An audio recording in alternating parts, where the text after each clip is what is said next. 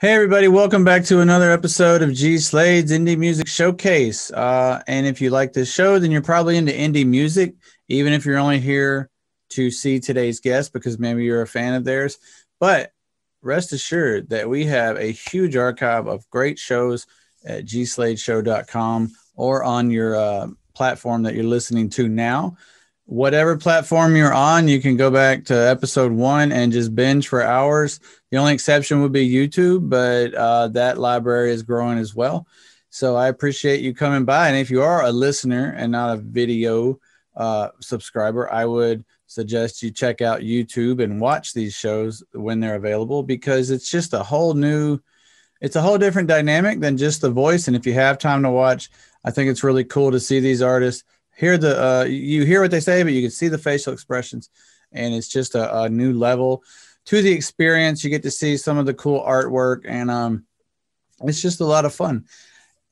So with that said, really appreciate you coming by. And if you want to continue to support indie music, the sponsor of the show, G Slade Music, also an indie artist, check him out on Spotify or your favorite platforms, or go over to gslade.com. And hopefully you find a couple of songs you like. The latest single is Canceled, and it's doing pretty well on Spotify. And I invite you to listen and download the entire library of the show if you just want hours, over 100 hours of content. Great music, great interviews, great people. I just can't put everybody over enough. And I have a great time doing this show. And if I'm enjoying it, surely other people out there will enjoy the experience as well. Again, so excited that you came by today, whether it's the first time you've seen the show or listened to the show, or if you come every week. I appreciate you. So thank you very much. And without further ado, let's get to today's featured artist. All right. Peace out. All right, everybody. Welcome back to another episode of G Slade's Indie Music Showcase. So glad you're with us for another episode that's on YouTube and Spotify and your other favorite podcast platforms. Although I don't know why you're not on Spotify. You should use that, or YouTube. Wherever you go, if you want to keep up with us, make sure you subscribe, or it's easy to get lost in all the other shows and cat videos and podcasts you listen to and watch. So with that said, welcome back to the show, Mr. Jeff Carlson of the Jeff Carlson Band. Welcome. Thanks, brother. I appreciate it, man. Glad to be here. Yeah. Now, you still in the same place you were last time we talked? Yeah. Yes. Out in Las Vegas, just doing our thing. Awesome. Cool beans, man. So rumor has it you got a new album out, and that's what we're talking about today. So that's pretty exciting. Yeah. So yeah, kind of give me a rundown what you've been up to since last time we talked, man, and about the new project and what the future plans hold, man. Well, basically, we finished the album. I think it was, February, and it was April 23rd. They released it. Fire was the first single that came out March 16th, and then we just been getting ready to start touring. I mean, we got one show booked July 31st or 30th, July 30th in Lake Havasu, Arizona, at a place called Jeremy's Juke Joint, which will be fun. We're also playing with Tommy Gibbons and Black Wolf Mountain. It's on Nolan's MK Music management roster. That'll be a lot of fun. So I'm looking forward to that. So yeah, they're working on in Arizona, right? Yeah, they're out of Phoenix. They're based out of Phoenix. Yeah, and we're just working on getting some holes filled in our calendar. So as soon as possible, we're going to start playing. You trying to do just regional? You going all over, or whatever you can get? Well, we're doing regional for right now. We're in the middle of building up our PA and production, so we're mobile and able to play any venue, basically, whether it has PA or not. So yeah, that's in the works right now. So as soon as we get everything ready, I'm guessing, the end of July, 1st of August, we're going to be out, and we're, as soon as we get more dates, we'll put them on our website and Facebook, Instagram. You guys will know about it. We're on Bands in Town as well. So it's just a question of venues opening up and, trying trying to get, I guess, if we could, we play festivals in, Florida or Texas. Yeah, but, I'm going to one of those. I'm going to Rebel Rock in September. Nice. Yeah. Another MK band will be there. Farewell to Fear will be there. They're on the bill. So hoping to catch up with them out there. Yeah, it's Tommy's other band, I think. Yeah, they're a great band, man. They're really good. Yeah, I still got to get a real interview out of them because the first time around, I can't remember the singer's name, but he wasn't available. So Tommy did their interview, but like he just joined the band before COVID. So there was only so much we could talk about. And then the week after that, we did the Tommy Gibbons show. So I had like Tommy on 2 weeks in a row. So, which was great. I enjoyed talking to Tommy, but it'd be good to get that farewell interview, really in there where we get the whole story. But sure. As far as that goes, tonight we're talking about your story. So the new album's called Yesterday's Gone. Now, is that like an homage or have a meaning attached to it? Well, no, it actually derived. We had about 3 different titles that we were kicking around. And we had gotten feedback on all 3 of them, and that was the biggest positive one that we got consensus with. So I just decided to go with that. So, of course, we want to know the other titles that got rejected. Liquid Sky was the first one, and Fire was the second one. Okay, yeah, you got a single called Fire, right? Yeah. Mm-hmm. Yeah. Yeah, so there's no song called Yesterday's Gone. Yeah, there is. Okay. There is. Yeah. All right, I got you. And Liquid Sky. All right, so you were just going from song titles. I've seen albums that do both. They'll have either a song title, it'll be like the title track, or they'll just have like a relative, some kind of relative name that kind of ties it all together. Right. So, Night Ranger, their first album, Dawn Patrol, but the name of the band's Night Ranger, and they wrote a song called Night Rangers. Yeah, a few bands do that. As far as naming their albums, they're just like self-titled albums, which I always thought it's weird when it comes like later in their career.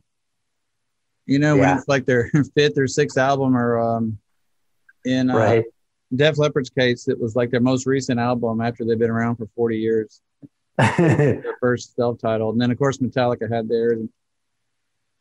I guess the White Album was technically just the Beatles, right? As far as I know.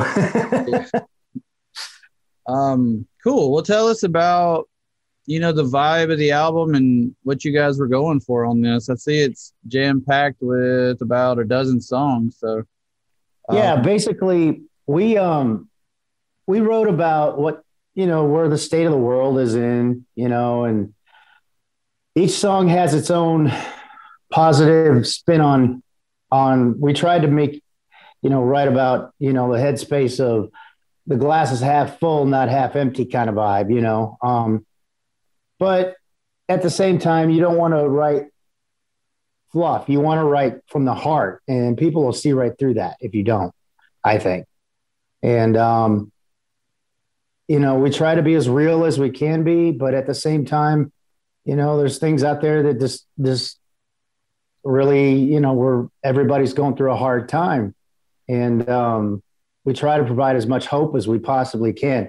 I don't know if you read it in my press release, but I kind of come from the frame of mind where, when Rocky Balboa, he was talking to his son, and he's like, it's not about how hard you get hit. It's about how hard you get hit and keep moving forward. That's what winning is about, Right so on.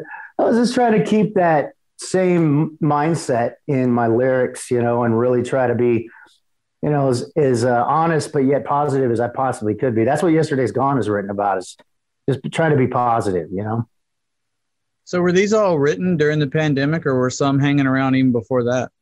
Some were written in the pandemic. Some were Liquid Sky, The Way It Should Be. Those 2, Over My Shoulder.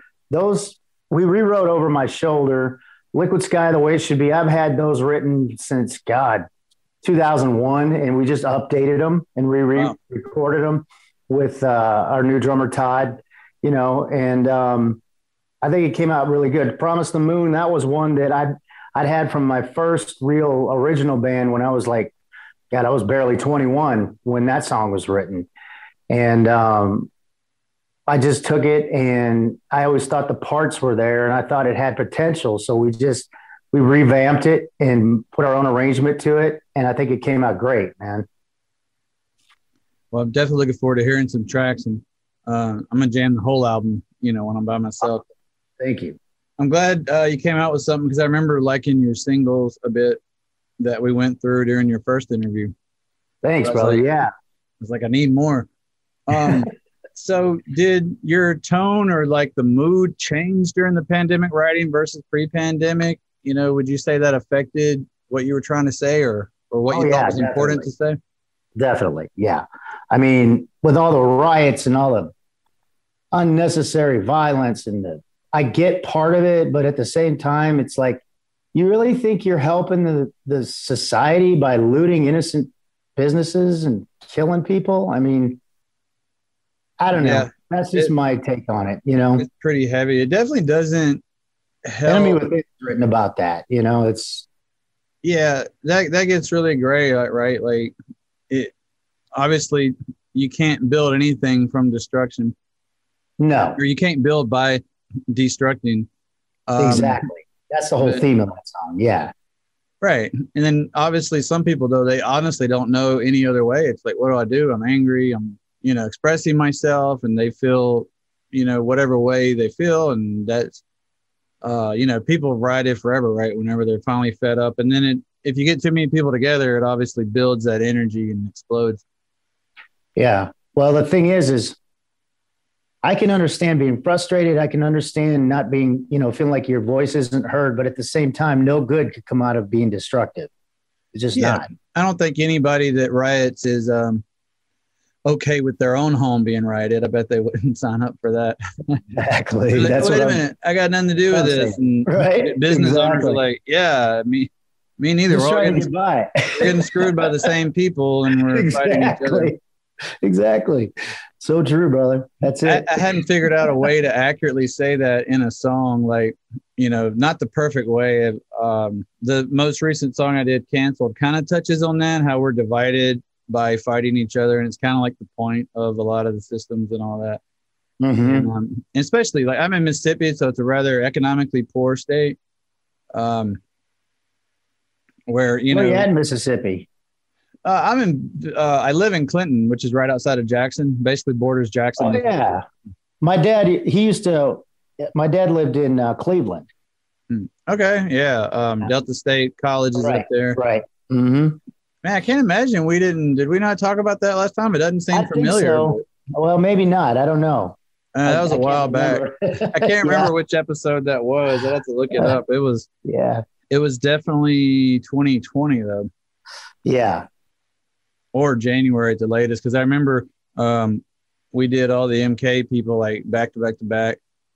I can't remember where you fell into that, but yeah, it was a while ago. So that's definitely important, and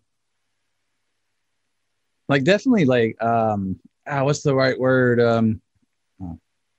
Relevant. I guess it's relevant now because it's really like as soon as things ease up, it's like there's suddenly something we all have to panic about again. Like they can't let the foot off of the gas pedal or the next or however you want to phrase it. So I can imagine there's a lot of music geared towards that because I mean we're not, maybe like in the 80s or something that would work better, like things that are set up to divide us, but now we can all communicate and way much better and quicker, which is good and bad, but it's good because we can see where things are kind of funky and maybe that's not as valid, and maybe I shouldn't be out here writing. Maybe I should just, elect new people or something like that.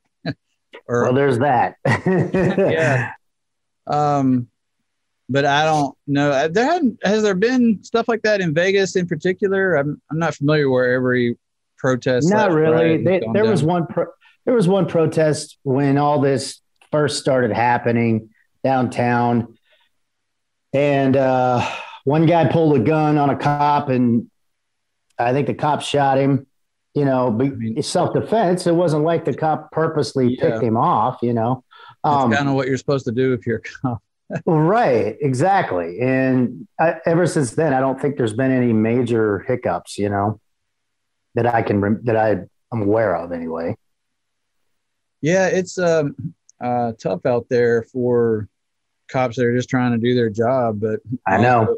also get that there's people out there that see things and you see it all together because we can see everything going on in the world, so everything seems way bigger than Oh yeah, before the internet. You wouldn't hear about all this stuff 5 minutes after it happened. right. No, that's true. That's absolutely true. Right. But And we don't get a chance to calm down before we hear about something else, you know? that's it. And unfortunately, in my personal views, depending on what news channel you watch, they're going to skew it to their own narrative. And that shit gets old too. It's like, just totally report the facts, leave your own view out of it. It's whatever. I'm not sure that even exists anymore. I don't think it does. They shouldn't be allowed to get away with that, man. Yeah. Whatever. The laws on that changed in the 70s or 80s. They used to make you give equal time to like counterpoints, but you don't have to do that anymore. So now you can just, like you say, spin it, skew it, whatever. Which is all unfortunate, but it's good fodder for artistic creation, be it paintings or music or movies. I'm sure we'll have plenty of like movies and songs based on just the 2020 experience alone. Oh yeah. Did you hear Steel Panther's song called 2020? No, but I need to check it out. Yeah, they have their own funny point of view on it. Those guys are hilarious, man. I'll have to check that out. Unfortunately, I've never been able to catch them live when I was in Vegas, and I don't know when I'll be. Dude, they're killer. I saw them once. Actually, before they were Steel Panther, they used to be called Metal Shop, and then before that, Ralph, the lead singer, and the lead guitar player, Russ, they had a band called Atomic Punks, a Van Halen tribute band, and I opened for them one time here in Vegas, and that was awesome. Those guys he does David Lee Roth better than David Lee Roth, dude. That guy is sick. He's just amazing. Yeah, I've seen videos of them live, but there's nothing like being there, right? Which is yeah. I know you're itching to get back out. Big time, yeah. And obviously everybody's itching to get back to the show. That the one festival that the Rebel Rock that I bought passes to. Yeah. I got on there with the full intention of blowing too much money on VIP passes and things like that for my wife and myself. And I got on there. All the VIP was sold out, Oh, wow. Well, that's good. At least bands are making money back, Yeah. So we went and bought, general admission tickets, and it's just a killer bill. So, and if you guys get on a festival, I definitely try to check that out. That's really like my preferred method of ingesting live music now, Oh, yeah. Well, there's good and bad about those festivals. Don't get me wrong. I would love to be on Rocklahoma or M3 or any of the major festivals. The problem is those guys want to, to get a decent spot, you're looking at a minimum of $5,000 just to walk in the door for a band, and if you make it back in merch, great. If you don't, it's a gamble. So you have to pay to be on those bills unless you're like a headliner or something. Yep, exactly.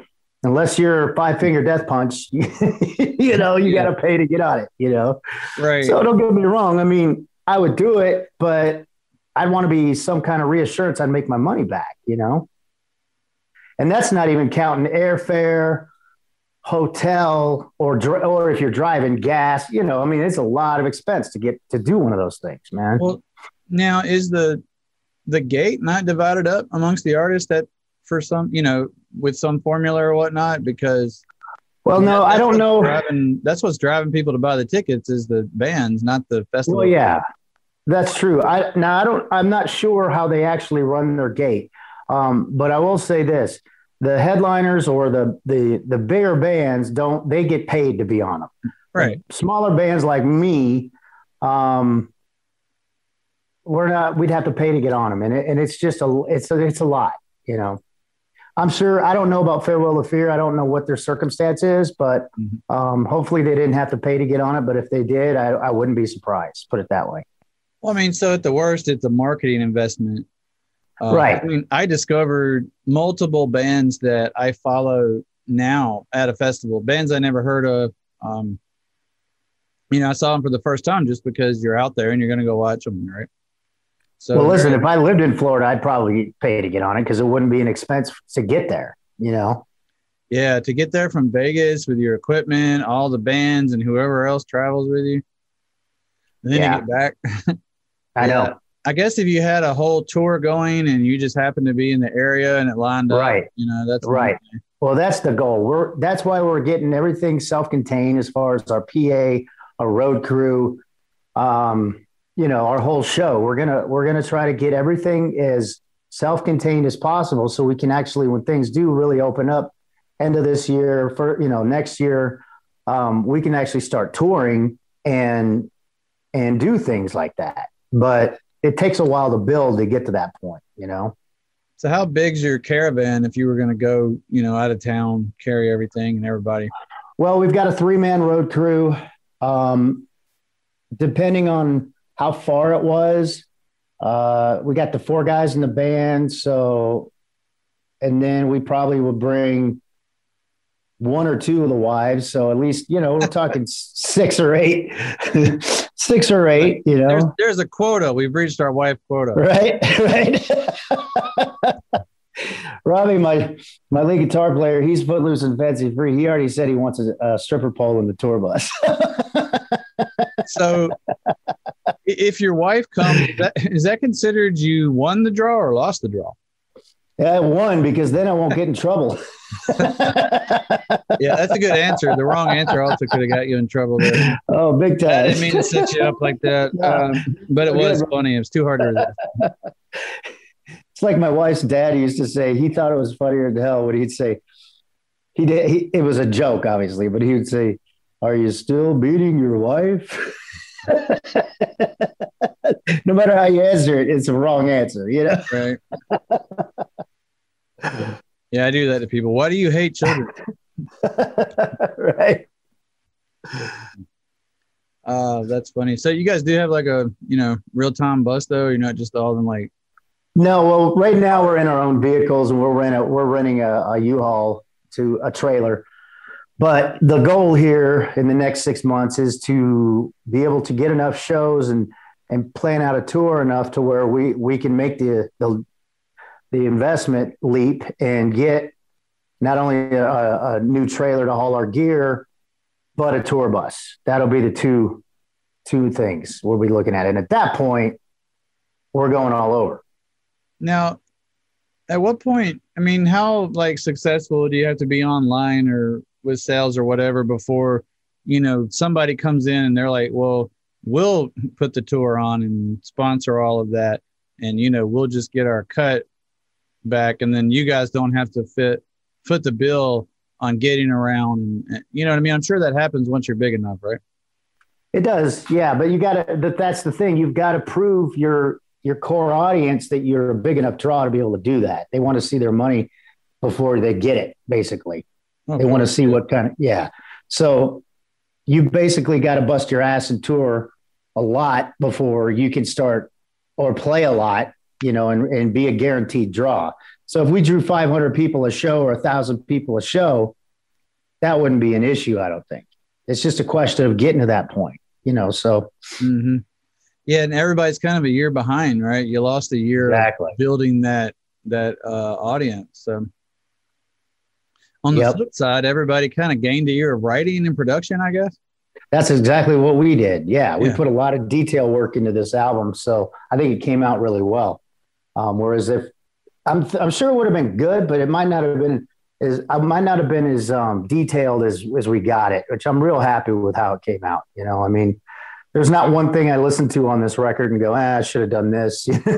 So that's like, I suppose, the end goal, at the end of the day. So what would your ideal tour be for you right now? Who would you like to play with that's, current, not like across history, but, who could you see yourself meshing well with that you think, would make money? Red Sun Rising. They're a great band. Who's headlining that? Is that you headlining or Are you No, supporting them? That'd be us supporting them. I opened up for them once in Tucson years ago, and they're a great band. As far you talk about like newer bands, right? Yeah, just like current bands, not like like 80s bands that are reformed or whatnot. But yeah, like a newer band to kind of get into that newer audience. Yeah, I would say Red Sun Rising is one of the better ones that I am aware of. What is that one band? I can never remember their name. I really like them though. They did Simple Man. Oh, yeah, I forget. It wasn't Disturbed, was it? No. They are really good. Obviously you mean the cover, right? I mean, yeah, the cover. Yeah, they redid it. I want to say like Soul something, but that's not right. They're a big band, and I can't think of the name of them.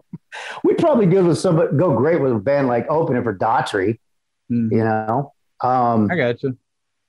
Yeah, just another melodic, heavier band like we are. Yeah. So as far as heavy on this album, one thing that fascinates me is alternative tunings, down tuning and all that, especially for like the real heavier metal. So is any of this down tuned? Are you guys pretty standard on here? Like, is it, A lot of it's down tuned, bro. Fire's down tuned. Enemy Within is down tuned. Robbie actually played a 12-string electric double neck on that song, which was really cool. Nice. The Way It Should Be is down tuned. Liquid Sky is down tuned. How far down? Just drop D, or you're going all the way down to drop D? Well, we tuned the whole guitar to E flat, and then we dropped the E to D, C sharp. So yeah. All right, so it's like a drop C almost. Right. It's like in between. Yeah. But I got you. Yeah. That's what I do to my guitar. Drop it down the entire step and then drop the D again to C. Right. Yeah. Right. That's pretty neat. That's fun though, I think, to play with that kind of stuff. Sure. Yeah, absolutely. It gives it more oomph, Yeah. We're in E flat on Guilt Is Your Weapon, Promise the Moon. What's the other one? I'm trying to think. Those two off the top of my head are up-tuned. Oh, and La Du Day, that's up-tuned. That's with my buddy Mark Slaughter on lead guitar on that one. How'd you pronounce that? Because I totally didn't read it the way you said it. It's pronounced La Du Day. It's an old Journey song that was on the Infinity record when Steve Perry first joined the band, 1978, I think. That sounds like a challenging cover to do a Journey song.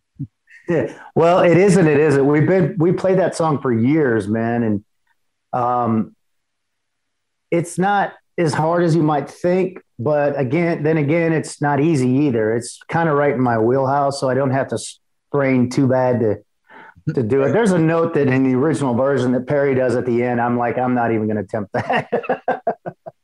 I'd rather just do harmonies. Right. That's why I down tune, man. I don't have to sing as high. I don't even know if I've ever really sang as much as grunted. I don't even know. Well, cool. Yeah, let's play something from the album and come back and talk some more. But I'll let you pick the song, man. Kind of give me a track you think would be a one to catch the attention. If this is the only song people hear. Oh gosh, that's a tough one. Let's go with Over My Shoulder. All right. Well, give me a synopsis on it before we play it. Tell me about it a little bit. It's an old song I wrote years ago, and I brought it back in the band, and we basically updated it with a new arrangement. And it's about hope, and it's about just giving it all you got, and self-evaluating and doing the best, putting your best foot forward. That's basically it. So is Over the Shoulder like a guardian angel metaphor or something, or somebody watching? Kinda. When I first read it, I was just like thinking like the government is over my shoulder. Over my shoulder, no. That was one of the songs that I originally wrote, and it just kind of wrote itself. It just kind of came out. Yeah. But then I refined it and, some of the lyrics and everything. But I've had a lot of close calls with, being put 6 feet under, and my guardian angel's tired. So you can dedicate it to my guardian angel. I feel that. I've definitely survived a couple things that I probably didn't deserve to. So I know I have. I can't imagine what a lifelong rocker's been through. You know, yeah. I'm just an old IT guy, so so I can't imagine what you've gotten into. You know, back in the day when you were wild and crazy and single, of course. You know. All right. Oh yeah. Let's play Over My Shoulder, and we'll be right back and chat some more with Jeff Carlson, man. We'll be right back. Let's play this.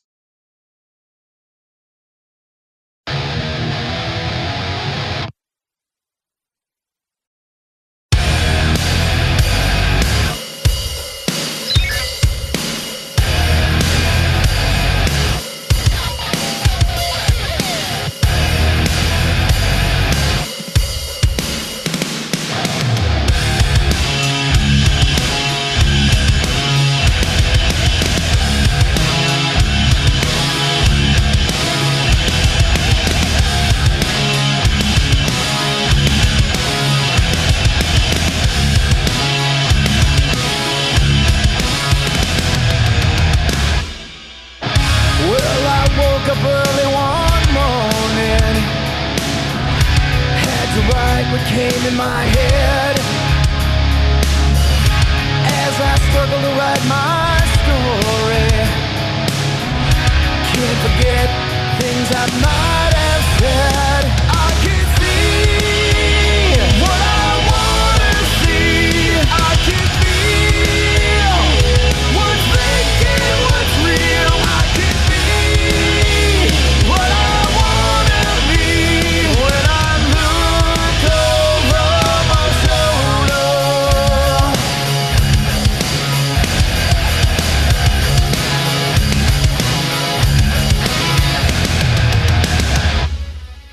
My mind goes blank, but I push on.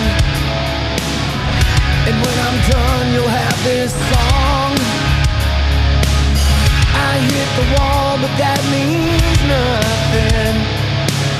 I close my eyes and give you something.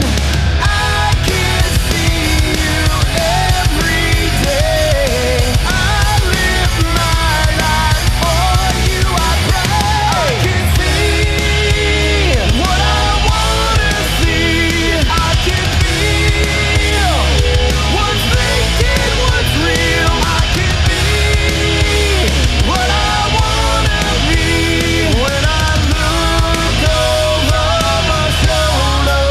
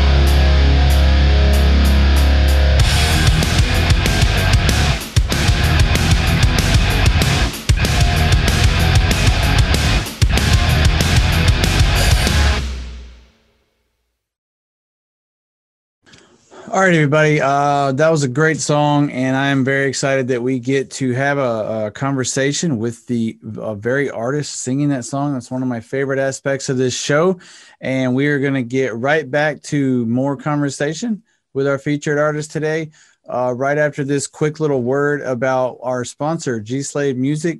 And if you're into merchandise for indie music, all you got to do is go to your web browser and pull up that URL bar and go to merch.gslade.com. And you can see that popping up right there. And you can see that we have several different designs to choose from. And once you choose that design, you can pick from a wide array of custom items. We have the Raised in America Eyeball Bear tee, which is really excellent. My daughter Sadie made the design for this, and I'm just crazy about it. It correlates to the last album, Raised in America, which you can stream right now on Spotify, iTunes, Amazon, YouTube. We have just, if you want the logo on a shirt, we have that. And we have a couple of our favorite hashtags from the show. Hashtag Oprah Digs It, hashtag Die Buff. Those are a few inside baseball jokes that harken back to some of the episodes in the archive. So check out all the shows over at gsladeshow.com or on your favorite platform. And you will be in the loop and understand those jokes. We also have a couple of artists or cover arts from the Raised in America album, including Proud of My Sin, which aren't we all? I know I am. And one of my favorite, though, is this eyeball shirt. And I tell you, it comes in pretty high quality. You get a French Terry t-shirt, and it's got the logo on the front, and then on the back you got our little mascot, the little bear. And this is all a creation of Sadie, which is just awesome. And she has more art out there. Keep an eye out for her. She's going to do big things. But in the meantime, let's us do big things and grab you a shirt. You can get it in men's or women's and get it shipped right to you. I hope you find something you like on there, and I hope you enjoy the rest of the show. All right, peace out. All right, we're back with Jeff Carlson. Man, I like that when my kids would say it slaps. I remember you say that before. Thanks, man. Yeah. I have to come up with new jokes, I guess. No, it's all good. But, that's awesome. Yeah, I mean, it's I bet it really kicks live. It just feels like that type of song because there's so much drum action like that. Just there's no way to convey that correctly without being live. You know, it's just a different, completely different vibe.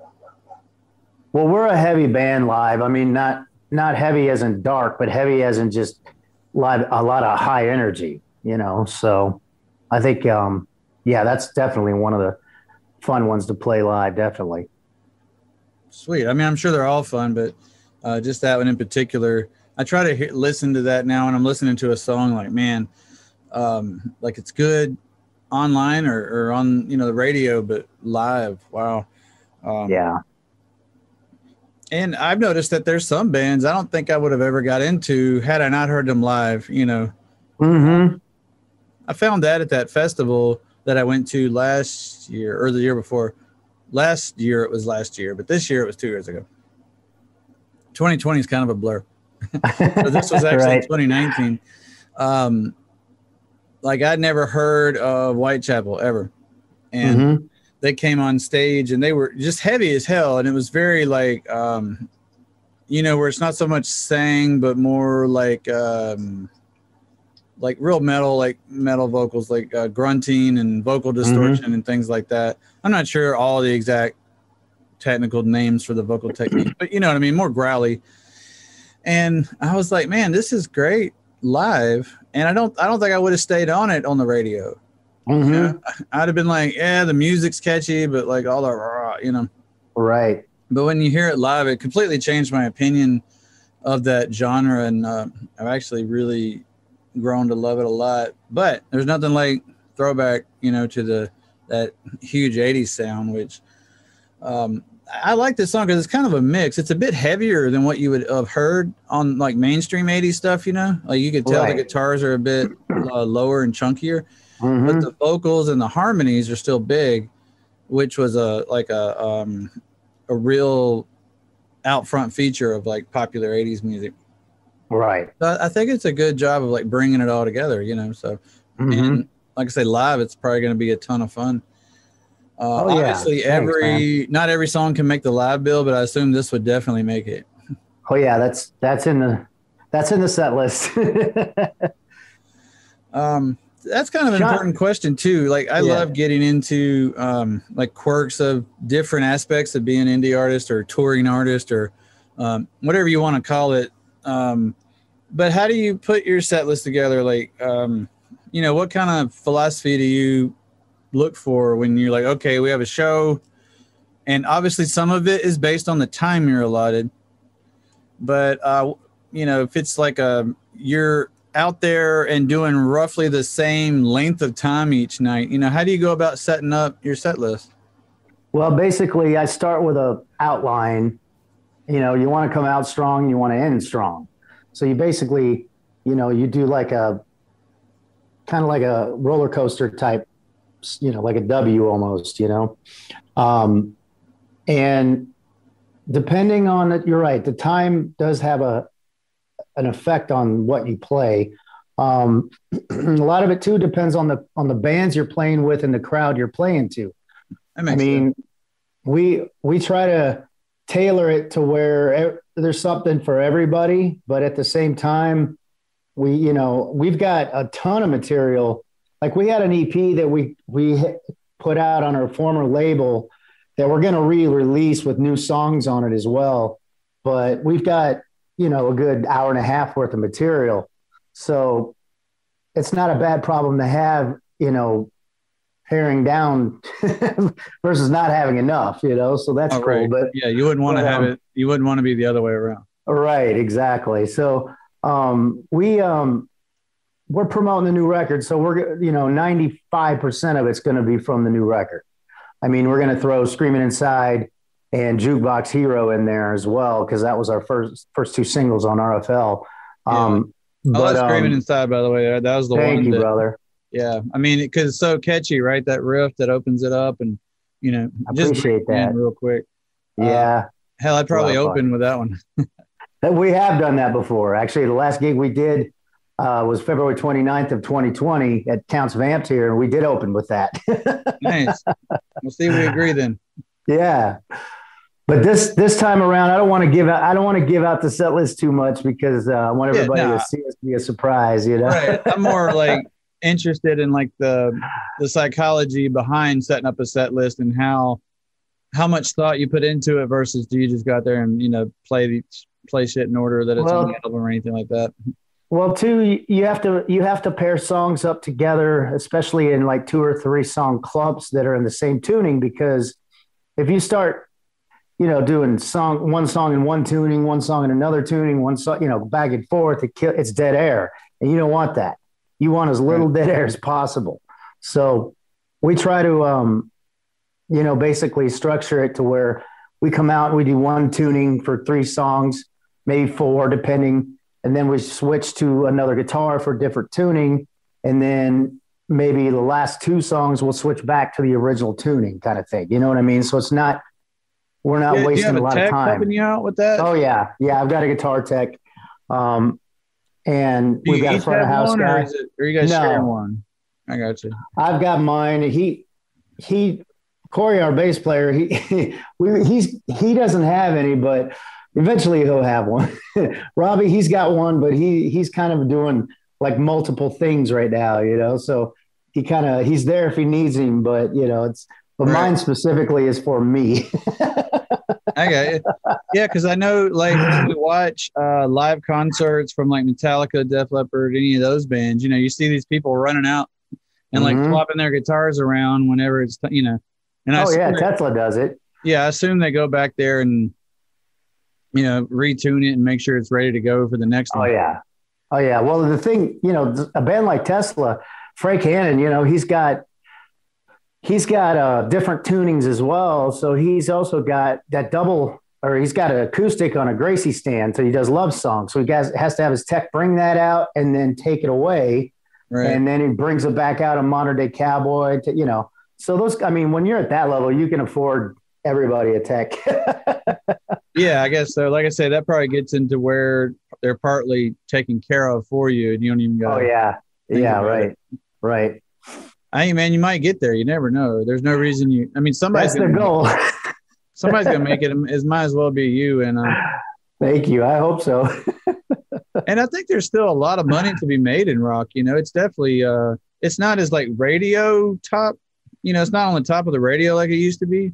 With the rise of hip hop and this weird kind of alternative pop we got going on right now, like Billie Eilish and stuff like that.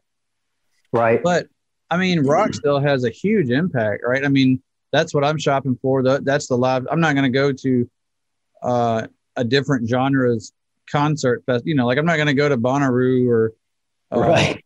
And go to the pop festivals and stuff. Even though I like the artist there, it's just, yeah. Like what, I don't know, because rock's is different, right? You're feeling it.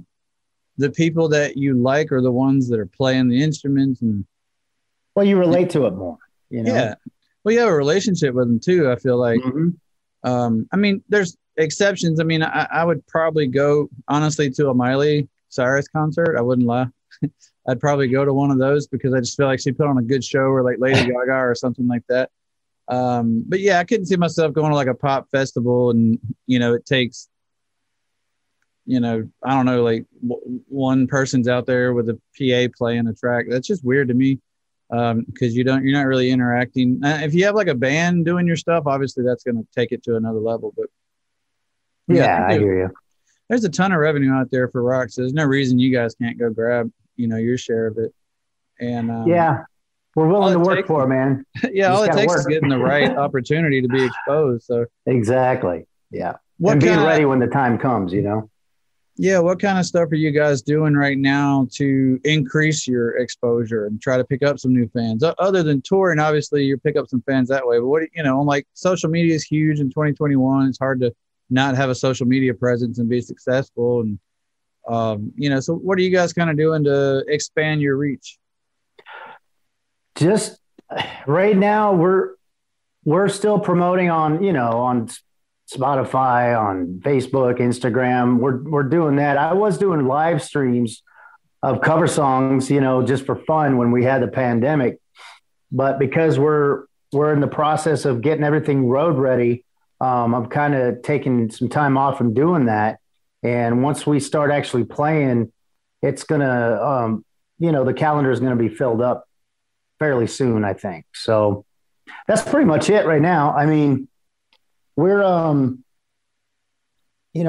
there as far as like if people we're selling CDs online. We made number 43 out of the top 50 on Amped Alliance Distribution, our distribution company, which is good.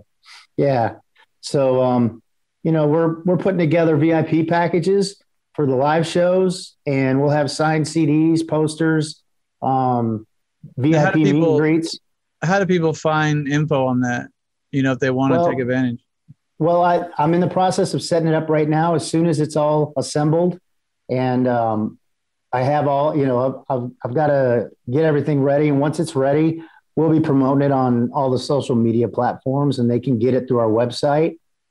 And yeah, that'll be cool. And what's your website again? JeffCarlsonBand.com. That makes sense. Pretty straightforward. Yeah. So, right. But you got to say it, you got to build it in the listener's mind, right? Keep saying sure. It. Yeah. Although I think most people shop on social media. I don't know the last time I've actually just gone to like, thisband.com. Usually I'm looking them up on Instagram or YouTube or something and going to their links from there. Yeah. Well, if you go to our website, we've got all the links to everything else, plus the merch page. Plus we have a Patreon page. So that's cool. That's a lot of. Now, what do those members get for joining? Well, there's 3 different tiers. The first tier, I think, is you get footage and things like that, interactions that the rest of the social media won't have. Second tier, you get discounted merch and signed stuff. In the third tier is a captain's chair. I think that's That's the same as the other two. And then they get a VIP package sent to them too, for that. So there's different things for each tour or tier. I mean, right.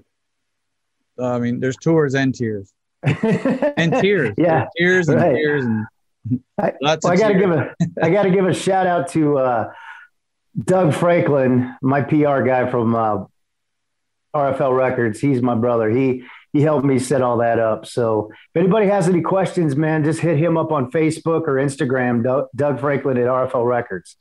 So he'll be happy to help everybody out with that. Now, am I remembering this correctly? Last time we talked, was that before the RFL deal or right after the RFL deal? I think it was right after. Yeah, it seems fresh in my mind for some reason. Yeah. That's pretty cool. So what new opportunities has that brought? How has that helped you along? Well, they've helped with Amped Alliance with the release of the CD and the hard copy for people to buy those. And that's really been a blessing because of this pandemic and everything, people are, I think, now wanting, physical copies of stuff as well. And we're going to be coming out with vinyl in October of Yesterday's Gone too. So yeah, I was going to ask about that. Vinyl. Mm-hmm. Yeah. I like getting stuff on that's vinyl. helped. And plus RFL, John Marhefka, man, he's awesome. He has gone out of his way to hire PR guys and really push the band. I mean, he really did launch us really well, and I'm really happy and proud to be a part of their team. I'm thankful. It takes a village, not just one guy can do it all. And I'm just, so thankful for all the help they've given me. And Nolan Hodges too. Oh yeah. And don't forget Nolan. I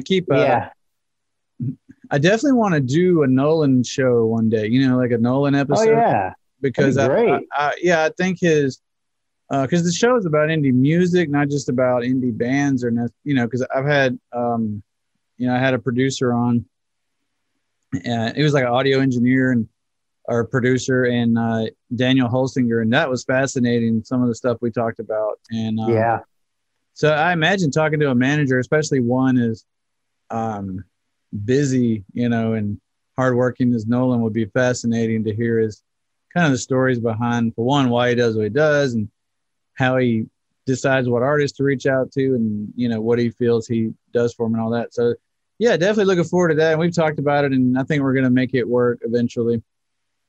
That'd be great, of course, man. He's really busy taking care of all you guys, so I can't blame him right for not having that much free time right now. So, but yeah, no, I got to give a shout out to Junior, his beautiful chocolate lab. I love a chocolate lab. Those are my favorite. He's awesome. I think he's a lab. I'm not sure. Don't quote me on that. I'm not sure, but he's a really cool dog, man. Well, maybe next episode we'll get a picture. Yeah, but he's the boss. I definitely love chocolate labs. I used to have one with Molly. She was great. Yeah. I don't know. I forgot what I was going to say. I'll move on. Sorry. No, you're all good, man. It's good stuff. Good stuff. Well, let's do another track. We played Over My Shoulder, which was very dope, and I talked about how that really, to me, bridges the 80s and now with Thanks, man. The technique, the overall sound, but not losing, obviously, the influential spirit that drives a lot of your sound and musical influence. So, yeah, but let's do another one because I'm enjoying this so far. Oh, thanks, brother. Let's do Fire. All right. Now, we've got a video, right? For that one. That was our first video off this record, too. That was the question I forgot. I was going to ask you about videos and what you have and what you plan to do. Do you plan to shoot some more?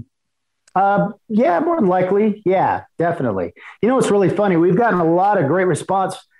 Not just one song, man. I mean, I've gotten like Over My Shoulder, Fire, The Way It Should Be. That's another one that's gotten a lot of response, and it's like, that's a good problem to have. I'm so thankful for that, So it's kind of hard to decide on just one, Promise the Moon, that's another one, I almost forgot, but I'm adding the songs to my show playlist that I have. So, Oh, cool. Thanks, brother. I appreciate that. Your other stuff's on there too. Never comes off. So if you're an indie artist out there and want your songs on my playlist, just come on my show. We'll talk about it and throw your music up there. It never goes away.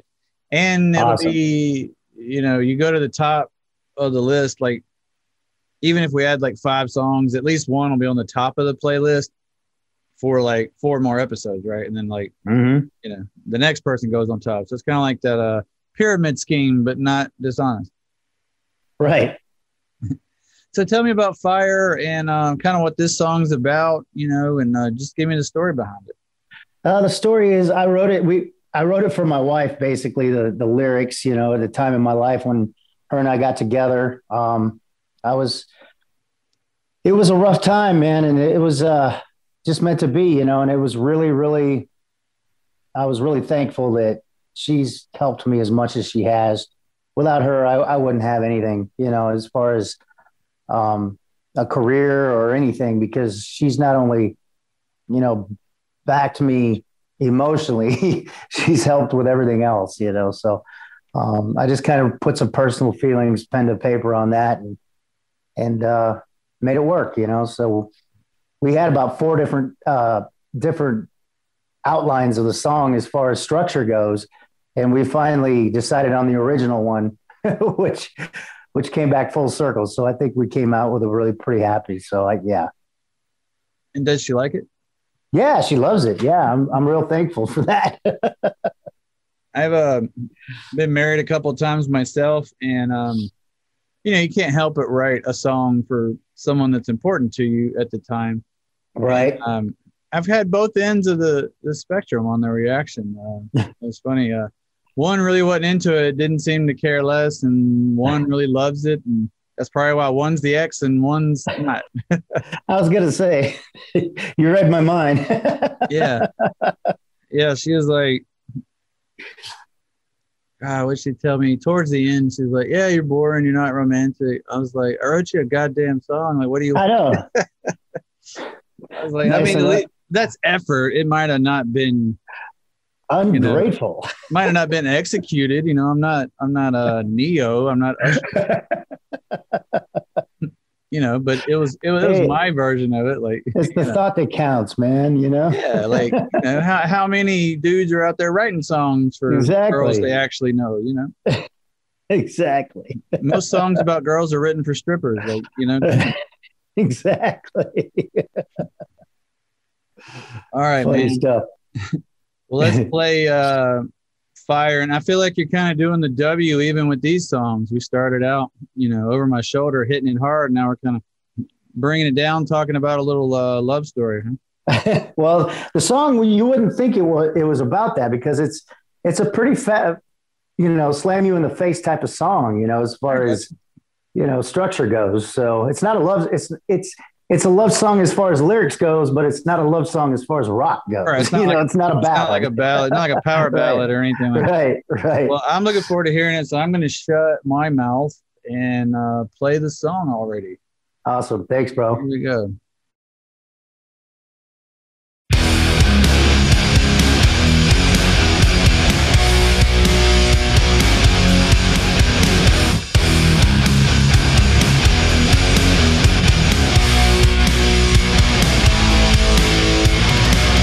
When you walked into my life, I prayed for you each and every night.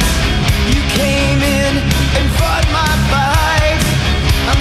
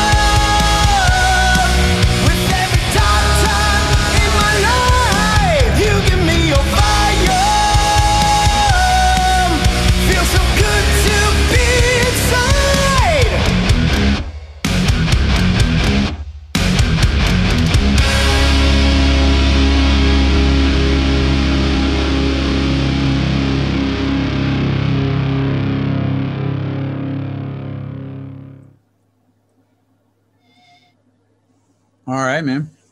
That was Fire by the Jeff Carlson Band. And we're talking to Jeff right now.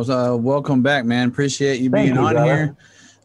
Thanks for having me, man. Yeah, I'm having a great time. I was going to say, I hope you are too. This was kind of an impromptu, like pretty spontaneous show. I think I just started talking to Nolan about it last week when I was talking to him about his newest band, the Almas, which if you're watching this episode, then that episode's definitely already posted. So go check out them too after you finish this one, of course. And let me go ahead and throw Fire on the show playlist. Thank you. Yeah, you really went into those vocals, man. I really felt that a little more intense than the first track, just in the way it was like I can't really, I don't know. I don't have the right descriptor for it, but it's like you put more behind it, you know, like really, you know, really felt it. It was like a different, I mean, in a basic sense, it was like a little bit higher, a different octave, but it was like fierce, you know? Thank you. Yeah. It had more intensity a little bit vocally. You know, each song's different. I think probably my best vocal performance that I would say on the record is probably Promise the Moon. That one actually came out really well. Well, maybe we'll play that one. But I was like, when I was listening, I was like, man, it's kind of annoying how good your vocals are. Thank you. I had to work at it, bro. I wasn't born like this. I remember hearing tapes when I was 14 years old when I first started singing, man, and it was, ooh, pitch was not my friend. Put it that way. I had to really work to get pitch, and I still struggle with that. But at least now I've got a better ear than back then. I hope, anyway. I should. If I haven't by now, should hang it up. You know. So for me, it's not like about hitting the pitch, but sustaining it for any amount of time. You know, and it's easier if I'm trying to emulate somebody that I've already heard and like lyrics they've already sang, because it's like, okay, that's the right way that lyric should be sang. But that's easy. But figuring it out for your own song is pretty tough. It can be. That's why it's real. I give a lot of credit to Robbie, my lead guitar player, because he was a singer. He was a lead singer in his band Holy Soldier years ago in Hollywood before he was ever a lead guitar player. So he really helps me, you know, melody wise and, you know, different ideas and stuff. So together, I always say him and I make a hell of a guy together. Nice. 2 half brains is better than 1 half brain, right? Exactly. Yeah, that's the way I try to build my team at work. Whatever I'm bad at, I'll hire somebody that's good at that. You know, like I don't need another me, right? And you don't need 2 Jeffs in the band, you know. One's bad enough. They got to complement each other to make it work. So, yep. No, I get it. That's got to be a lot of fun too, just writing and recording with a group of guys. Like, you know, I do mainly solo stuff by myself, so I got to do like every layer, and it's exhausting, you know, because sometimes like I don't want to write drums for this. I just like the riff, and yeah, that takes a lot of talent too. Yeah, definitely. It takes a lot of work, and then but it's almost like, I don't know, it's probably more fun to do it in a group. I know when I do like collaborations with friends online, the songs come out better, and it seems to be more fun when you hear how they've taken what you did and added to it, you know, and kind of you're like, holy shit, I didn't even realize what I was writing could be that, you know? Yeah, this is definitely, well, you know, I patterned my whole, you know, the way I run everything and the way I tried to use a business model of Bon Jovi, basically, when he had him and Richie Sambora, and he got really, you know, the band, when they first started, they were all seasoned players, you know, and that's kind of where I'm at with how everything's going. So that's kind of, it helps, you know, because Corey and Todd are amazing rhythm section, man. Those 2 lock in. They are tighter than a gnat's ass, and that's what you need, or it's what I wanted, you know. So sounds pretty tight. Yeah, those guys are really good, and they're pros, man. They've been doing it for just as long as I have, if not longer, you know. So I've never tested the ass tightness of a gnat, but it seems yeah. On a very unrelated note, we're drinking the same thing. Coke Zero. Yeah, because it's guilt free. Word. I actually like the taste better. I tried to drink a regular sugar Coke, at one point just because that's all that was there, and I'm like, this doesn't even taste good anymore. I'm with you. Weird. I was out. I put stevia in my coffee instead of sugar, and I was trying to figure out if the stevia was what was like irritating me at some point. So I tried sugar one day, and I'm like, oh, this is gross. Like, it just didn't. It was like, I don't know if it's too damn sweet or just a weird ass taste. But stevia, well, you get used to it after a while. Yeah. Yeah, I like stevia because it's not like a science experiment. It's just another plant. But right, natural, yeah. But it's 0 calorie, like some of the fake stuff, like aspartame and whatnot. Mm-hmm.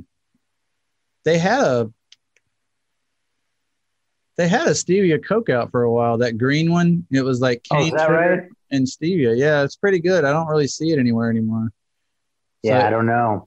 It wasn't completely 0 calorie, but it was really low and it tasted good. Because I don't know if you've had like cane sugar sodas, but those are pretty good.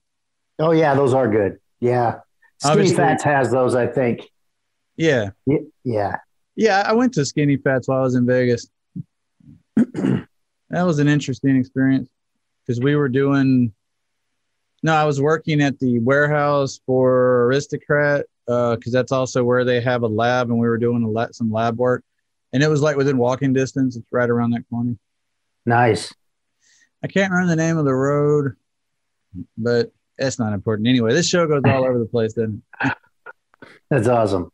One thing I was thinking about before we played any of the songs, and I'm surprised I remembered it because normally I don't, but when you're going to these gigs and they're like in different towns, right? How hard is it to get a spot like on a local radio show to promote, your performance? Well, we haven't done that yet. That's excuse me. That's going to be the next turn of events that we're going to have to start doing. Now that we've got a record to actually promote and we've got an actual, history now with that. Once we start touring, that'll be part of Nolan's job is to set up, radio interviews. So once that happens, we're all in, man, Right. I mean, I'm not in the radio business, obviously, but I would assume they do kind of like we do here in a much more compressed version. They might play a song and talk to you for a minute and be like, if you like that and you want more, come out tonight to the, bar X or whatever it is, or right club, Money, whatever the hell the place is. Mm-hmm. Club Money. That sounds fun. And catch them tonight, one night only in town or whatever is going on. Or yeah, I mean, because that'd be pretty effective because I know for me and a lot of people, the like instant in the moment opportunity is way more compelling. Like if you were on the radio but your show's not for a week, I'm going to forget. Right. But, if it's like that day, I need something to do tonight. Like, hell yeah. Or I didn't know what club to go to. And I just heard, Fire, or I heard Over My Shoulder. I'm like, yeah, I want to see that live. Yeah, so man. And then, of course, word of mouth from there will help. So that's pretty neat, man. Hope you sell a ton of merch while you guys are out there. You got to carry all that merch around. I mean, oh yeah. Is that tough? It's a little bit of a pain in the ass, but that's why you have to have the manpower to pull it off. Where is it right now? Well, like I said, we've got a 3-man road crew. We've got another guy that comes in and helps us out of Phoenix. His name's Todd Stevens. He's a good buddy of mine. Yeah. And then my wife, she sells our merch, so. Well, I mean, like physically, where is all your merch right now? Is it just in a room somewhere waiting on? Yeah, it's in my house. Yeah. So you got to like buy it in bulk and hope you sell it. Pretty much. Give you an example. I spent not to throw numbers around, but this is the life we're in today's worord. I'm all for numbers. Let's do it. Without a backer, as far as like, I don't have Warner Brothers backing me. Not yet. So I bought $1,400 worth of merch, t-shirts, laminates, CDs, everything for Jukebox Hero, because last year, April 17th, of 2020, we were supposed to play House of Blues as direct support for Tesla. Well, as you know, Jukebox Hero had Frank Cannon on it. Well, I bought it with that in mind. Yeah, COVID happened. Yeah. COVID happened, and I got bent right the fuck over. So, are you saying you hadn't made that back yet? No. You still have the merch, though, right? You still got the merch. See, what you need to do is sign those shirts and make it part of Patreon. Maybe you'll, get some additional stuff. Or, I don't know. I might do that. I still have a VIP package I could put together for that. But yeah, that's the thing. I mean, you got to go with your latest release. We'll sell those shirts at the shows and everything. But, as far as like a VIP package, it's going to have, maybe one of everything and then plus the new stuff, So, but see, now if you sign it, it's vintage and autograph. There you go. Yeah. You could do a live stream giveaway or whatever, Yeah. You give away one vintage signed T-shirt a week, on Patreon or Twitch. On Patreon, but they got to sign up for it. Right. I got to get something back. And I don't know the quantity of shirts you got for 1,400, but maybe you'll get that many subscribers trying to get a shirt. That'd be awesome. Oh, dude, that would be so cool. Are you kidding me? I mean, definitely got to take them with you on your tour, though. So, you're, building that fan base. And once you play Jukebox Hero, that's another thing that'll make people associate it. And they go to the table, they're like, yeah, fuck yeah, give me the shirt. Yeah, true that. Because it's impulsive. Like while you're there, it's impulsive. Yeah. It's like buying more drinks, right? Right, exactly. Mm-hmm. Yeah, my wife and I just went and bought yesterday's Gone shirts that are going to be killer because they're two-sided, and so are the Jukebox Hero ones, but these are killer, and we got buttons with it. So, when we start touring, we'll have that available too, so it'll be cool. But you got to have it, because if you don't, you won't make it back. You got to have something tangible that people want. Yeah. Now, what about the artwork? Who's doing that for you? Well, the label has hooked me up with a guy by the name of Nick Schonecker. He's a really great guy. He's a wrestler out of Canada, believe it or not. Like an amateur or pro wrestler? Yeah, I think he's amateur, but he's really great, man. He's a really cool guy. He's not on Monday Night Raw or nothing? Not that I know of. Okay. That'd be kind of cool. That would be cool. Then if you could get him to wear your shirt on Monday Night Raw. Oh, dude, that'd be awesome. I don't think they'd let him, but he could sneak it in. Put a big WCW on the back or something. Yeah, that doesn't exist anymore, but yeah. Oh, yeah, right. Okay, sorry. It's been a while since I've watched. I think the last wrestler I liked was Ric Flair. That's how old I am. He's only like 72. I know, right? I quit watching it in the early 90s, late 80s, I think.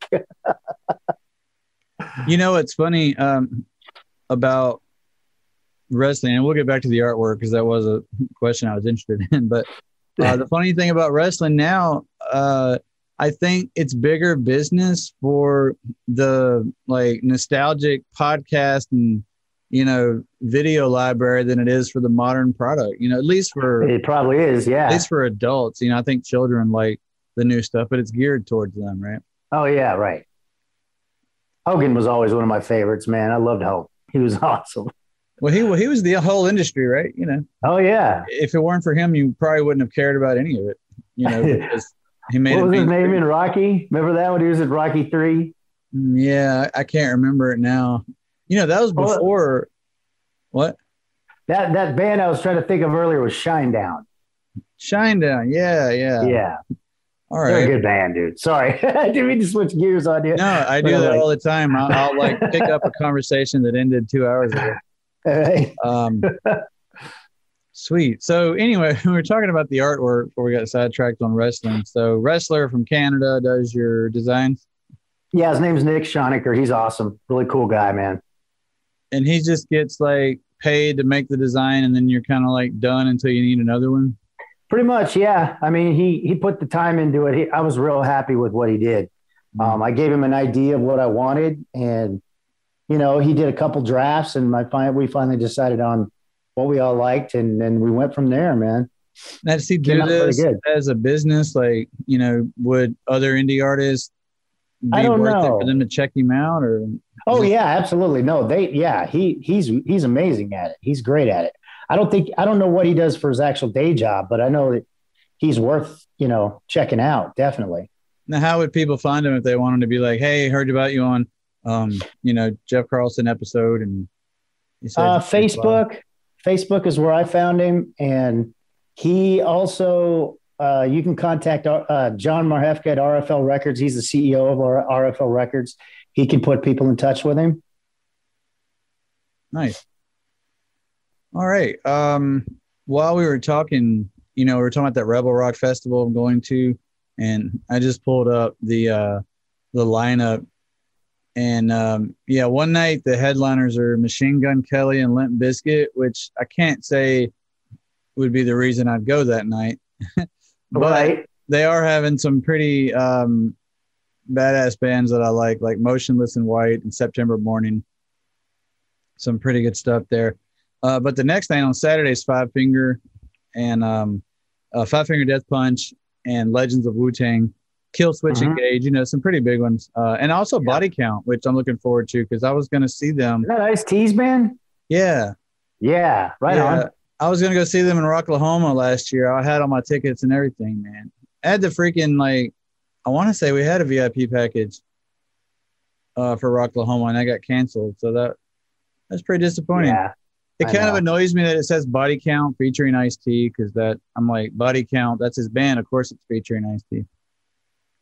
I guess some people might not know that, though. Well, that's the thing. I mean, if you're not a, super fan of the band, most people just know him from SVU.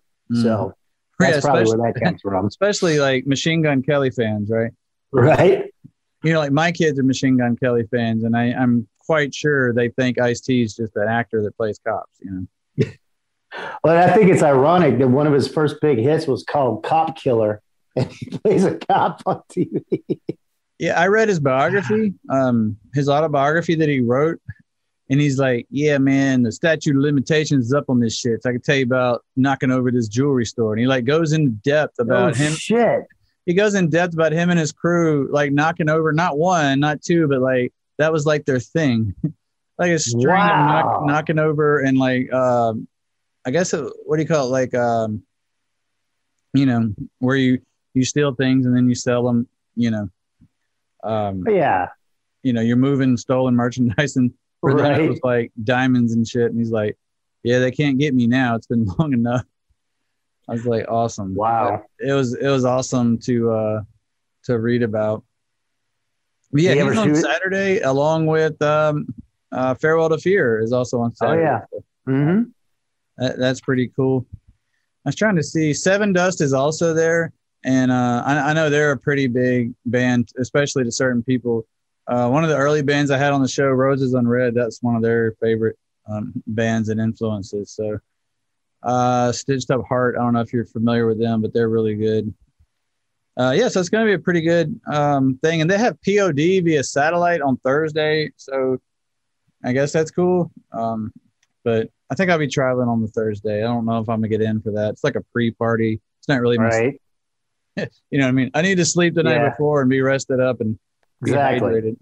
Exactly. But man, I've had you over an hour, so at the risk of keeping you on too long, let's do another song and then come back and chat a little bit. But yeah, tell me what would be another good song to play off of your new album, Yesterday's Gone. Let's see. Ron Keel, his favorite song on the record is Yesterday's Gone. So let's go with that. The title track. It kind of makes sense, doesn't it? Yep. I think we touched on this song earlier, but remind us and elaborate on the essence of this one and the story and meaning and whatever you want to tell us. It's basically, a reflection of all the negativity and the darkness in the world that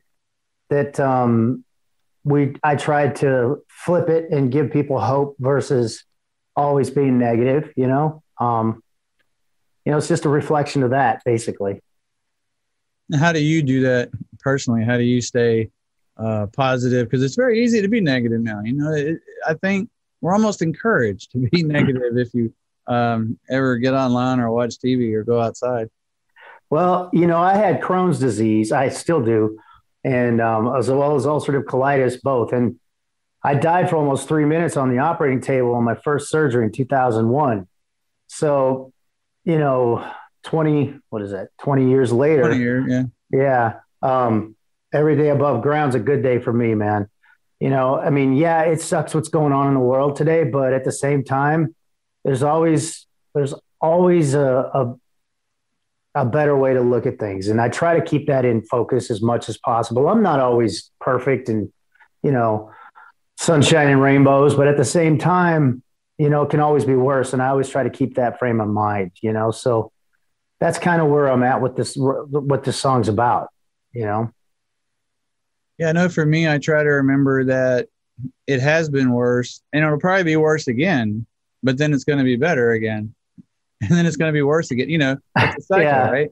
Right. Exactly. That's why I tell my kids anyway, nothing is perpetual, whether it's good or bad, nothing, right.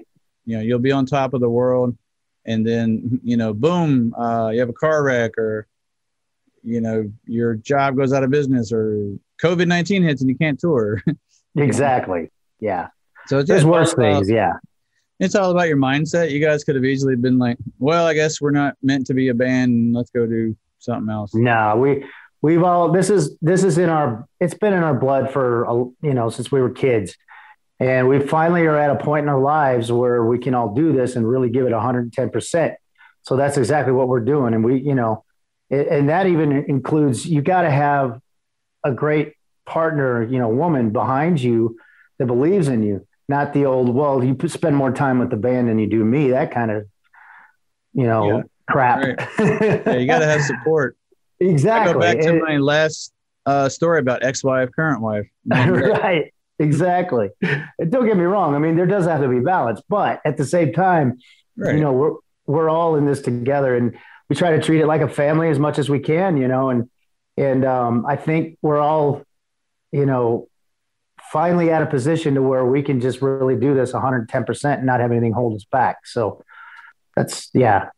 Right. It's a good place to be. I'm assuming you weren't like a trial lawyer who married your current wife and quit and started becoming a rock star.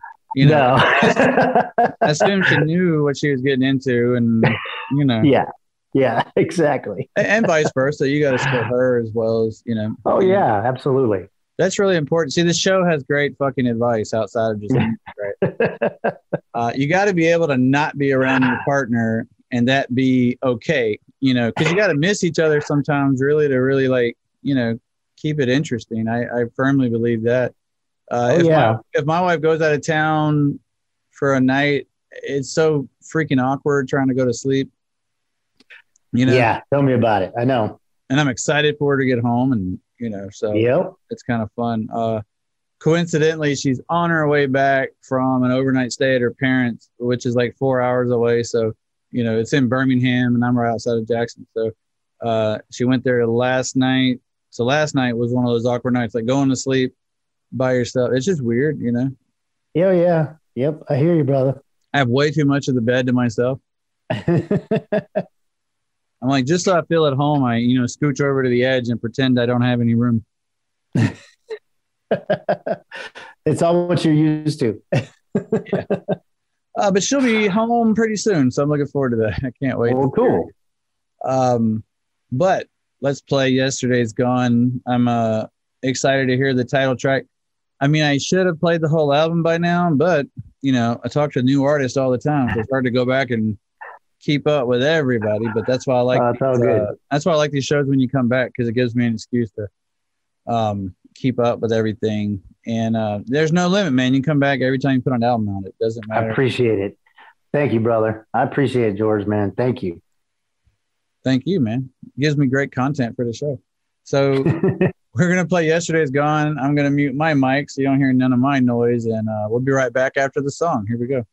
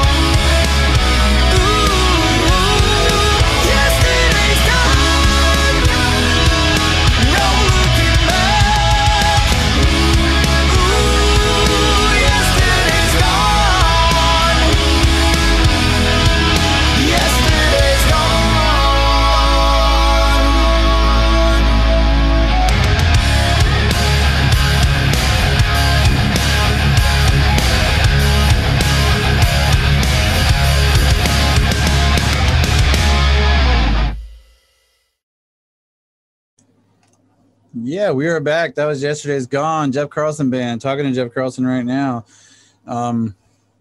If you're just joining us, which is kind of weird because it's a podcast, but you know, whatever, however you do it. If you're flipping through, go back to the beginning, start over. I think you're still muted, my dude. Oh, sorry. Yeah, you're good. That's a handy little thing. It shows me your red mic is muted, so I always know. And it's weird. Zoom is what I use for these, and it'll let me mute guests, but I cannot unmute you, so you have to unmute yourself. You know, otherwise gotcha. I could like secretly do it. You know. It's all good, man. The old platform I used for it was just a call-in, or the internet-based when it was just voice only. I could mute people, and they would never know it. They'd just be talking. Which I never did for this show, but I had another podcast, and my co-host was a little long-winded. So, but that was like a variety show. It wasn't music. Gotcha. Oh man, well, so that was another good one. I was trying to put my finger on it. And by the way, you guys are killing the solos on this album. You know, I really like it. That's Robbie, man. He's a beast. He's a great player. You know what he's using for like tone on that? Because I just really like that. It's like, yeah, he's got one of those Kemper profilers and Les Paul. That's all he uses. He plays Les Pauls. Nice. What kind of Marshall? Through Marshall. Yeah, I was gonna say, what kind of stack are you guys putting out there? You know, when you're playing on stage. Well, usually I use a Line 6 head and a Marshall cabinet, and he uses his Kemper through a Marshall cabinet. And I'm getting ready to upgrade my gear here pretty soon. I'm gonna go all Line 6 with my Marshall and just AB them. I'm gonna get a buddy of mine's got one of those Bogner Line 6 heads that they're tube heads, and they sound killer, man. Mm-hmm. So I'm gonna go through one of those and AB it between my Marshall head and that Line 6 head, and then go through a Marshall stack. How big's a stack? Like what you? Just 2 412 cabinets. Just 2 412s, nothing big. It still gets pretty loud though, right? Oh yeah, yeah. Yep.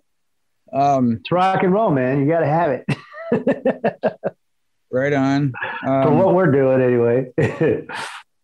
When you go to like these gigs, you take a PA system with you in case you need it, and sometimes you don't, right? Sometimes the house has a good PA. Does that affect your cut or payout or at all, whether you're using your equipment or theirs? Oh yeah, we make more with ours. But places like House of Blues and Counts Vamp, they have it all in-house. So right. But on the flip side, if you're using house stuff, it's probably a bigger venue, and maybe you're making more usually in the end. You know, yes, like a smaller cut, but a bigger gross, you know? Yeah. Well, like Counts Vamped, we'll get paid comparable to what we'll do with a place that we have to bring our own PA because we're local. So we draw pretty good there. House of Blues, on the other hand, depends on the show. If it's a big show, like with Tesla or somebody big like that, you usually have to pay to get on those gigs. But you can make it back in merch. Or sometimes, like I've opened for Tesla in Ava, there's a place called Ava Amphitheater in Tucson, and we got paid $500. So it just depends on the venue and depends on the promoter who's doing the show. Do you prefer, to get paid part of the gate, or would you rather have a flat fee and not take the risk, or, That's a good question. Depending on if we're playing with a band like Tesla, then yeah, I would love to have the gate, but I haven't been offered that yet. Eventually I will. Shows like, we played House of Blues a couple of years ago, and it was a local show. We didn't play with any major act. We were the only band on the bill. They did what's called a rock off and it was the music of Bon Jovi and the music of Guns N' Roses. And they have like a house band type thing with like 10 different cast members singing their songs. I don't know. It was kind of weird, but we came out and we had like the best gig we ever did. It was awesome, man. So yeah, we made some pretty decent money on merch on that night too. So it just depends on the show, So you need to place a couple of ringers in the audience. You find like the buffest guy and the hottest girl, and just give them your shirts before the show. Right. You know, I should. That's a good idea, actually. Yeah, you'd be like, "Yeah, get your merch like that hot chick right there." Ha. Exactly. This dude over here, ladies, check out the shirt. We have the ladies version too. Right. You know, sex sells, man. You know. True that. The more of your merch they wear and the less of anything else, the more you'll sell, man. Probably right. Absolutely. And you can't be above using psychology, right? It's all marketing. It is, without a doubt. I mean, I remember rock music videos in the 80s. They weren't wholesome. No, they weren't. As like a little kid, I'm like, oh, if I do that, I'll have kicks. All right, Mom, I want a guitar. Exactly. Yep. Because let's be honest, that's why people start playing guitar. Oh, big time. Is why I started. Yeah. My mom took me to see Jim Dandy from Black Oak, Arkansas when I was like 4 years old, man. I saw, dudes in spandex look like David Lee Roth. And I'm like, that dude, when I was a little bit older, I figured out that guy was getting laid a lot. Yeah. Dire Straits tried to tell us, right? Money for nothing. Yeah. Yeah. Chicks for free. They couldn't release that song nowadays, though. Oh, yeah, I know. They couldn't too busy being offended today, Right, yeah. That's a whole other podcast, though. Exactly. Which I need to probably do one, because I have my alter egos. I'm passionate about music, but I do have some opinions over here about this and that. But that's all they are. I'm just an idiot. It's just my observation, just like your observation, right? Yep. Word. And no, you're not an idiot, brother. You're a good guy. It's all relative, right? Right. But yeah, no, that'd be a great way to sell merch. Yeah, I mean, if I could go back in time, I'd definitely get more leather, less denim. Yeah, right. Even in junior high.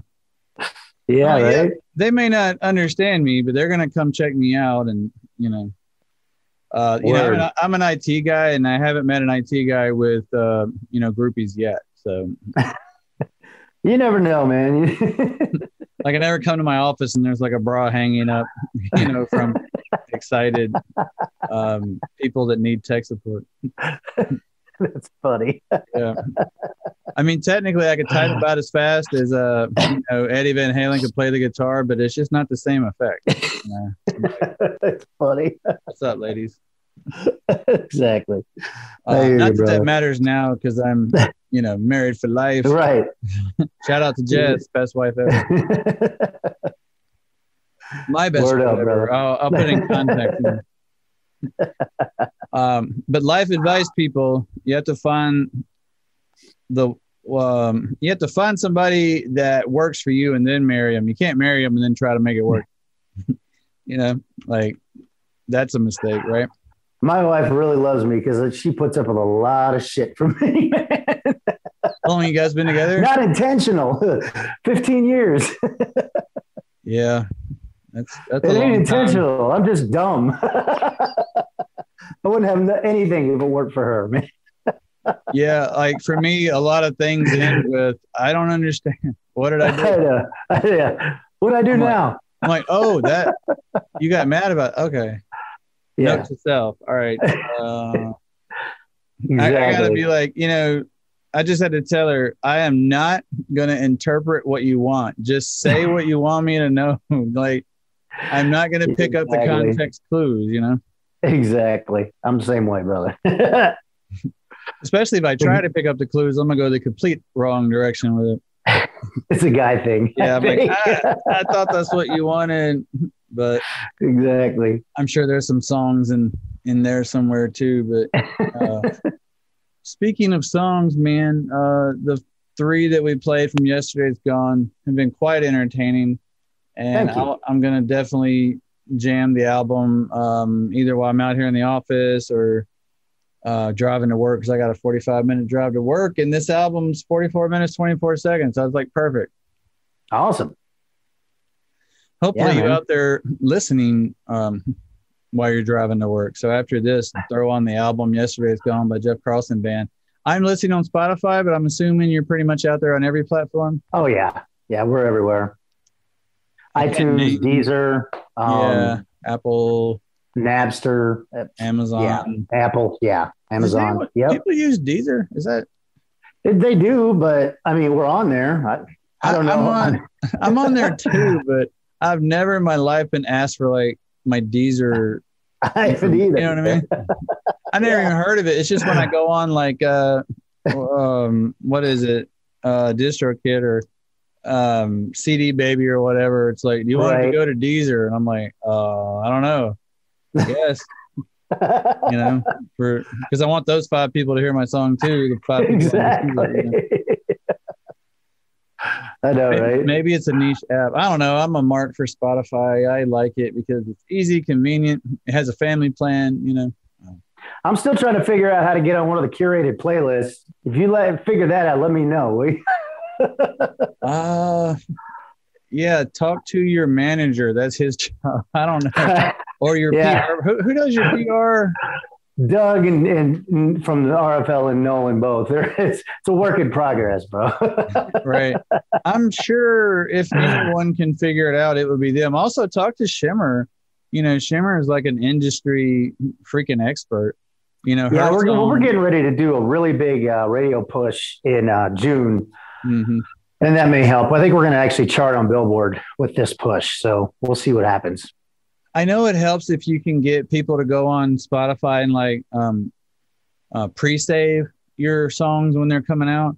But definitely pitch the streams. Be like, please just stream it, you know, and then Spotify will notice it. But man, you're competing with like 10,000 new songs a day. Like I know. It's ridiculous. Yeah, I know. I mean, my stuff's on there so I can like impress my mom, right? You know, like, oh, mom, I mean, not necessarily my mom, but other people's moms or whatever. You know, I'm like, look, I'm on Spotify. Like I tell my wife, it's cool. You could tell your friends, your husband's on Spotify. And if you leave it at that, it sounds really awesome. Yeah, right. Because I'm like, you know, not to brag, but Def Leppard is also on Spotify. But when you look at their followers, they've got like 80 million followers. That's why I said we're going to leave it alone, bro. We're going to leave it alone. But we're on the same. Me too, dude. I'm the same way, man. I got like 30 followers or something stupid. Well, you know, it varies. Like it's not permanent. You can have a good month, and like I know. Right now, you're at 353 monthly listeners, and I don't know if that's higher or lower than usual, but it's going to be reflective of, you know, how new your music is and stuff like that. Let's pull up old G Slade stats on Spotify. And I got 16. Woohoo. Yeah, but you don't have RFL backing you, do you? You need RFL to back you. Hell no. Look, G Slade, the artist, is the backer of this podcast. So hell no one's backing G Slade. But if you guys want to back Jeff Carlson and G Slade, you know, spin me on Spotify. A little bit, you know, there's a little bit of everything. Canceled is my newest single, which of course I'm going to recommend. It's very topical and current, I think. It's like a narrative on the cancel culture. And also it's like a dual meaning, how everything was canceled in 2020. And now, like, everyone is getting canceled. You know what I mean? That's cool, man. I mean, that's a great subject. It really is. Yeah, and stay tuned after the show. I'll probably just plug that song in as a little extra after we get through pushing all the Jeff Carlson stuff here. And if you're in the mood for a really goofy track, I got one called Cinnamon Buns that I figured out the key to success is to write for your 10-year-old kids. Because then people love it. I got I don't know, 20 or 30 songs. I got 2 albums and a couple singles on Spotify, so it's like 20 or that's cool songs. Yeah, more than I do. Well, yeah, but my 16 listeners so, but the funny thing is, like, I don't promote my music at work, but every now and then somebody will come up and be like, hey man, I found you on Spotify, and I listen, and I'm like, thanks for listening. What's your favorite song? And I'm hoping they're going to say Raised in America, Canceled, but no, they go Cinnamon Buns. I'm like, of course it's Cinnamon Buns. It's catchy. That's though. hilarious. Yeah, that's awesome. It has no meaning. There's nothing about cinnamon buns in the lyrics until you get to the chorus. And it was literally a goofy song I wrote to entertain my child. And she wanted to be able to hear it when she's at her mom's. So I put it on Spotify and like, here, go listen to it. That's awesome. And it's my third song. Like you go to my page, it's the third ranked song under the title track from my last album and my newest single. And it's on TikTok. Your music's probably on TikTok as well. If you like, even if you don't have a profile, it distributes to TikTok unless you like don't select that or whatever. And like 15 random strangers have used cinnamon buns in their TikTok videos, which is nothing on TikTok where like 10-year-olds have 1 million followers. But I know, right? For me, I was blown away. I'm like, oh my God, like people are using cinnamon buns when they're like at places when they're buying pastries and video in it for some reason. And there was one. Hey, maybe Cinnabon will pick it up. Probably just the chorus, but I mean, it's not vulgar. It's safe for work. You can listen to it at work. In fact, people do. And I get really freaking uncomfortable when people play my music at work because it's kind of like separation of church and state, you know? Right. You know, I'm like the IT executive director guy at work. And, you know, people are like, cinnamon buns. And I'm like, oh, my God. I'm like, stop it. That's because funny. If they go listen to the rest of my songs, they're pretty opinionated. So, but anyway, somebody named their horse cinnamon bun and like made a video about it with my song in the background. Wow. You should get royalties for that, right? I don't know. I don't know what the threshold is. Well, it's just on TikTok. I don't know what the threshold is for royalties at that point. I guess if I had a label, they would track that for me, huh? Right. I couldn't even fathom doing music full time. That'd be great, but I think I'd probably have more fun helping other artists, you know, like do my stuff for fun. But that's why I love these podcasts that we do, like talking to you about your album and other indie artists, because for one, I learn a lot that I apply to my own music, and for two, that's awesome. It's fascinating because we know Def Leppard's story, we know Lynyrd Skynyrd's story, you know, we know Guns N' Roses. We don't know all these other bands that are out here that are pretty interesting because they're it's everything but from, you know, hobbyists to passionate industry people like yourself and other MK artists, which I need to just make an MK artist page on my site because I've had everybody on, you know, so I need just like absolutely the label page. But anyway, man, you know, we've been talking for an hour and 40 minutes. Oh, dang. Okay. I know, right? Fun. It's still daylight out in Vegas right now, huh? It is. Yeah. 6:45 out here. Yep. I am 2 hours ahead of you. But yeah, I had a great time, man. I'm hoping Me too, the album brother. does very well. And as you guys post, you know, dates and stuff, I'll share it on social media. I hope we get out your way. I'd love to play Jackson someday, man. You know, if you get within like a decent drive, man, you know, we'll go to Oklahoma to see a festival or Florida. Memphis. How far? You're a couple hours from Memphis, right? Yeah, Memphis is pretty close, probably 4 hours. I'm trying to get into BLK or not BLK. It's Graceland Live. I'm trying to get there eventually too. That would be really cool to play that. If you get to Memphis, there's a band there that I've had on the show called Roses Unread, and they're really good. And I think you guys would be complimentary, you know, on the same bill. Yeah, it'd be great. You remember Tora Tora? They were an 80s band. They played out here at Vamp. We played with them. They're from Memphis. They're really cool.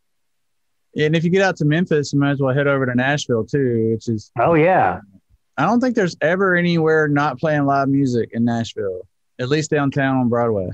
Right. I'll have to look up my buddy Mark Slaughter. He lives in Nashville. Didn't I see that name on your album? Yeah, he's playing on La Day. He's a lead guitar player on that song. Yeah. Mm-hmm.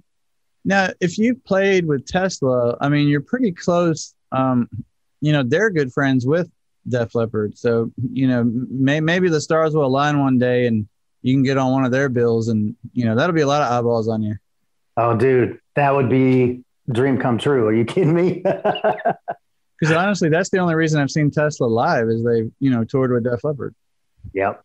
They toured with them back in the day too. They toured with them on the Hysteria tour. Yeah, on their first tour. They have a long history together. It's pretty well documented, and their guitarist is worked with them on a previous project, and Phil Collin produced Shock, Tesla's last record, and it's okay. It's not a bad record. It sounds like Def Leppard trying to sound like Tesla.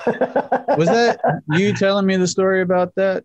Yeah. I couldn't remember if it was you telling me that or when I was talking to the dude from Black Wolf Mountain. I knew one of you was telling me about whether or not, like, it looked cool to us, but like whether or not everybody was equally enthused about, the project. Yeah, no, there's a backstory behind it, but I won't get into it on the air. I think we talked about it off the air last time. So, yeah, we did. We talked off the air. Yeah, which is the right place for that kind of stuff.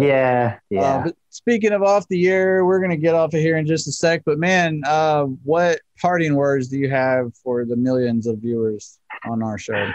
Thank you for your support, and we are so excited. We can't wait to see you guys. Hopefully, we'll be on the road soon, man.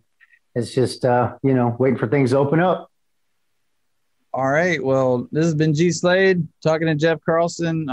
We're going to head out for now, but if you guys enjoyed what you heard, check Jeff Carlson out on your favorite music platform. Try to catch him on the road this year. Keep up with him on social media so you know when he's in your town, and go on Bands in Town and request him, and encourage whoever you'd go to these shows with, encourage them to do the same.